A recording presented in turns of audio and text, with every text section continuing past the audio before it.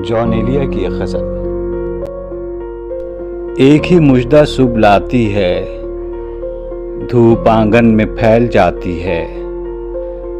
रंग मौसम है और बादे सबा शहर कूचों में खाक उड़ाती है।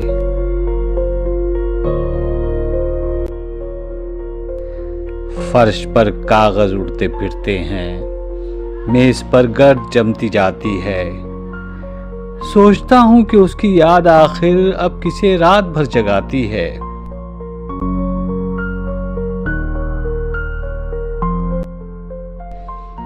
मैं भी इज़्ने नवागरी चाहूं, बेदिली भी तो लब भिलाती है। सो गए पेड़, जाग उठी खुशबू, जिंदगी ख्वाब क्यों दिखाती है। उस रापा वफा की फुरकत में ख्वाहिशे गैर क्यों सताती है।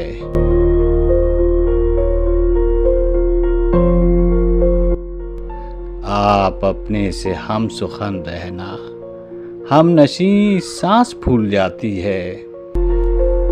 क्या सितम है कि अब तेरी सूरत गौर करने पे याद आती है। कौन इस घर की देखभाल करे, रोज एक चीज टूट जाती है।